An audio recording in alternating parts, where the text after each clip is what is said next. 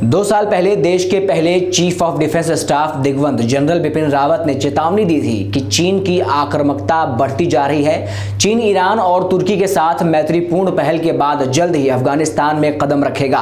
General Rawat ने सभ्यताओं के टकराव के सिद्धांत का हवाला दिया था और पश्चिम देशों के मुकाबले इस्लामी दुनिया के साथ चीन के बढ़ते संबंधों का भी जिक्र किया था। उसी दौरान रावत ने रॉकेट फोर्स का भी जिक्र किया था। अब चीन से बढ़ते खतरों के बीच भारत रॉकेट फोर्स बनाने की तैयारी में है। भारत के रक्षा अनुसंधान और विकास संगठन यानी कि DRDO ने प्रलय और निर्भय लंबी दूरी की मिसाइलों का विकास पूरा कर लिया है। जल्द ही भारतीय रक्षा मंत्रालय 7,500 करोड़ रुपए से ज्यादा की लागत से प्रलय बैलिस्टिक मिसाइलों की 250 यूनिट का ऑर्डर देगी। आपको बता दें कि ये कदम पिछले साल दिसंबर में रक्षा मंत्रालय से भारतीय वायुसेना के लिए इन मिसाइलों की नई यूनिट को मंजूरी देने के बाद उठाया गया है। रक्षा सूत्रों का कहना है कि प्रलय बैलिस्टिक मिसाइलों की ये इकाइयां रॉकेट फोर्स बनाने की दिशा में उठाया गया एक कदम है। एक प्रलय बैलिस्टिक मिसाइल 150 से 500 किलोमीटर की दूरी पर लक्ष्य को भेदने में सक्षम होती है। इस मिसाइल को सबसे पहले भारतीय वायुसेना में शामिल किया जाएगा और उसके बाद भारतीय सेना में शामिल किया जाएगा।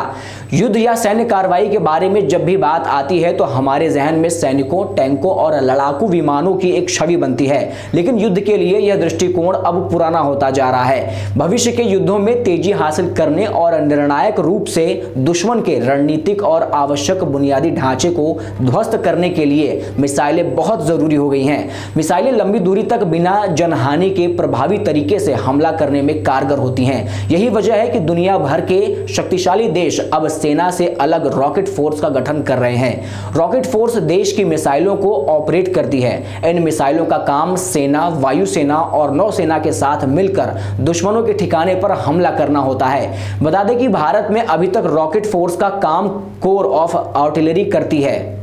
भारत के लिए सबसे बड़ी चुनौती 3400 किलोमीटर की LAC पर दुश्मनों को भेदना है। यहां पर भारत को बगैर किसी भारी पारंपरिक ताकतों के इस्तेमाल के चीनी सेना के खिलाफ युद्ध के लिए विकल्प को तैयार करना है। इसके अलावा पर्याप्त लंबी दूरी की मारक क्षमता को बनाए रखना भी जरूरी है। रॉकेट फोर्स भारत की इन दोनों ही जरूरतों को पूरा कर सकता है। इससे चीन और पाकिस्तान से युद्ध के समय तत्काल जवाबी कार्रवाई की जा सकती है।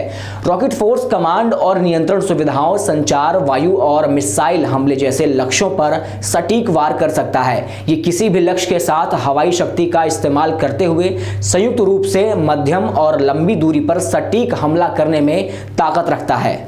रॉकेट फोर्स न केवल भारत के स्ट्रैटेजिक हथियारों को कंट्रोल करेगी, साथ ही भारतीय सेना के कोर ऑफ आर्टिलरी के ऊपर से दबाव भी हटेगा।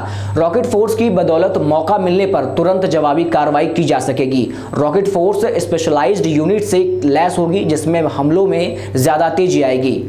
भारत दो तरह से दुश्मनों से घिरा है। हर तरफ प्राकृतिक वातावरण काफी विषम है। चीन की तरफ से LAC पर हिमालय की दुर्गम चोटियां हैं जहां सैनिकों और भारी हथियारों को आसानी से तैनात नहीं किया जा सकता।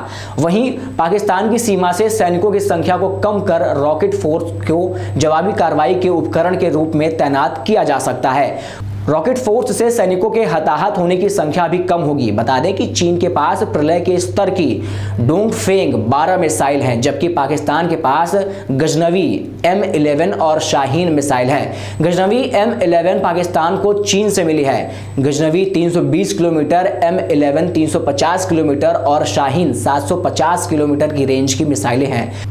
प्रलय मिसाइल दूसरे शॉर्ट रेंज बैलिस्टिक मिसाइलों के मुकाबले ज्यादा घातक बताई जा रही है। इसकी सटीक मारक क्षमता से इसे चीन की बैलिस्टिक मिसाइलों का मुकाबला करने में पूरी तरह सक्षम बनाती है। इसे जमीन के साथ साथ कनस्टर लॉन्चर से भी दागा जा सकता है। रॉकेट बल की स्थापना की घोषणा एक साफ संकेत है कि भारत भविष्य में खुद को युद्ध के लिए पूरी तरह तैयार कर रहा है।